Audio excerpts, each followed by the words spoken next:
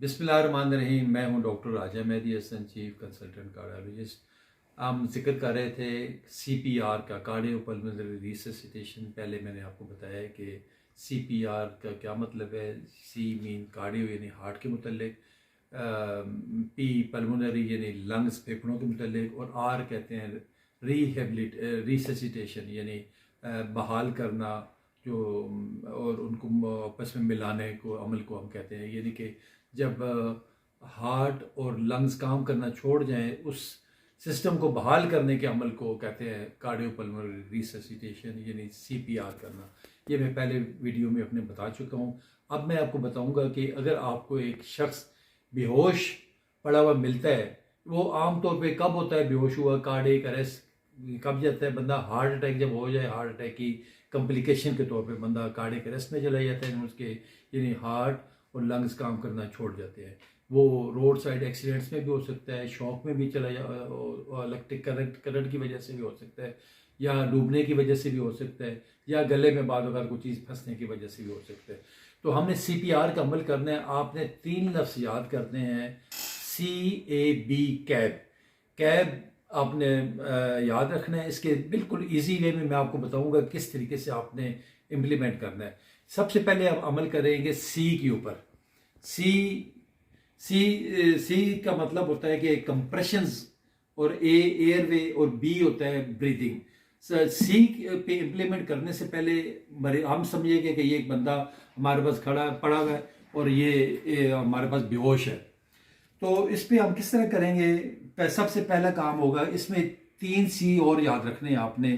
सबसे पहले क्या होगा कि कैरोटिड, यानी एक बंदा अगर बेहोश पड़ा हुआ तो आपने उसकी शहरक पे यूं हाथ रखना है मैंने, और देखना है कि अगर ये अपना जो दायां हाथ है वो मैंने उसके लेफ्ट साइड पे रखना है, और अगर मैंने दूसरी साइड पे देखना है तो दूसरे हाथ से देख लेना है। यूं हाथ रख के मैंने देखना है कि कैरोटिड शहरक चल रही है कि नहीं चल, जिसको कैरोटिड आर्टरी कहते हैं। अपने भी यहाँ हाथ लगा के देखें आप, तो आपको टिक टिक टिक टिक की आवाज़ नजर आएगी। यानी कि वो अगर वो आपको फील नहीं हो रही तो इसका मतलब है कि बंदा बेहोश है, कैरोटिड काम नहीं कर रही, शहरक काम नहीं कर रही। तो साथ ही आपने कॉल करना। दूसरा C, पहली C कैरोटिड है, दूसरा C कॉल। कॉल मतलब है कि आप कॉल करें 1122 को, जो साथ आपके कुलीग है, कोई दोस्त है, जिसको भी कहेंगे फ़ौरन एम्बुलेंस 1122 को, या 15 पे फ़ोन करके आप एमरजेंसी जो एम्बुलेंस उसको कॉल करें। नंबर 3 C होगा कार्डियक कंप्रेशन, यानी कि अगर चेस्ट को हम 2 हिस्सों में डिवाइड करें ना, तो निचला हिस्सा जो है ना, यूं आपने मुक्का बनाना है, यूं की तरफ, और जो निचला हिस्सा चेस्ट के ऊपर जोर से आपने यूं करके मारना है आपने। ठीक है, ये 3 C हो गए। चौथा C है कंप्रेशन, यानी इनको दबाने के अमल, सीने पे दबाने के अमल को हम कहते हैं कंप्रेशन। हमने सीने के निचले हिस्से पे आपने यूं हाथ फैला के रखना है, दूसरा हाथ आपने यूं इसकी उंगलियां इसके अंदर डालनी है, और अपनी कोनियां जो है ये बिल्कुल स्ट्रेट रखनी है, यूं, इसके अंदर खम नहीं होना चाहिए। और मरीज का जो ये शोल्डर है, इसके बिल्कुल ये लेवल पे स्ट्रेट आनी चाहिए उसको। इसके अंदर डाल के तो आपने ये नीचे की तरफ प्रेस करना है, और साथ से गिनना है 1 2 3 4 5 6 7 8 9 10 11 12 13 14 15 16 17 18 19 20 21 22 23 24 25 28 29 30 30 तक करके, तो अगला जो होगा ना, ये हमारा C मुकम्मल हो गया। CAB मैंने कहा था, कैब आपने याद है। दूसरा है एयरवे क्लियरिंग। इसका मतलब है कि जो जबान जो सांस वाली नाली के सामने आई है वो हट जाएगी। आपने बायां जो बाजू हाथ है वो मरीज के फोरहेड यानी माथे पे रखना है, और इससे इसके नथने बंद कर देने हैं यूं करके लेफ्ट हैंड से। दूसरा जो राइट हैंड है उसके साथ आपने थोड़ी को यूं ऊपर उठा के रख देना। बस यही करना है आपने। इसका यूं करने से क्या होगा कि मरीज की जो जबान है पेशेंट की, वो आगे गले के जो सुराख होगा, जो एयरवे होगा, वहां से हट जाएगी, और सांस लेने में उनको दिक्कत ही होगी। ये हो गया एयरवे क्लियरिंग। थर्ड कहते हैं CAB ब्रीदिंग, यानी ब्रीदिंग सांस लेना। पहले आपने देखना है कि मरीज सांस ले रहा है या नहीं ले रहा। उसका तरीका ये है कि ब्रीदिंग जो अपना जो हमारा कान है, वो मरीज के कान के पास यूं जाके नजदीक जाके आपने सुनना है, और मरीज़ के नाक के पास और मरीज़ के मुंह के पास जाके अपने उसी लेवल पे आपने सुनना है, और देखना है कि जो मरीज़ का ये पेट ऊपर नीचे उठ रहा है सांस लेने के, आप सांस लेते हैं ना जब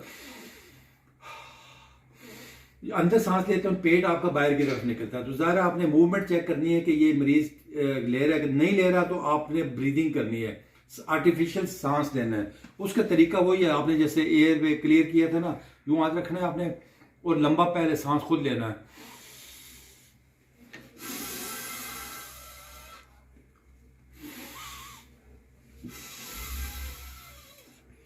यानी 2 दफ़ा आपने ये करना है, सांस ले आर्टिफिशियल सांस लेना है, और फिर आपने वो जो कंप्रेशन है वो आपने जारी रखना है। आपने सीधे यूं करके ना 1 2 4 5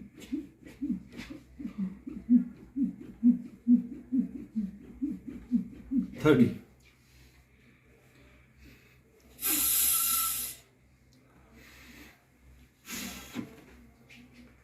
1 2 3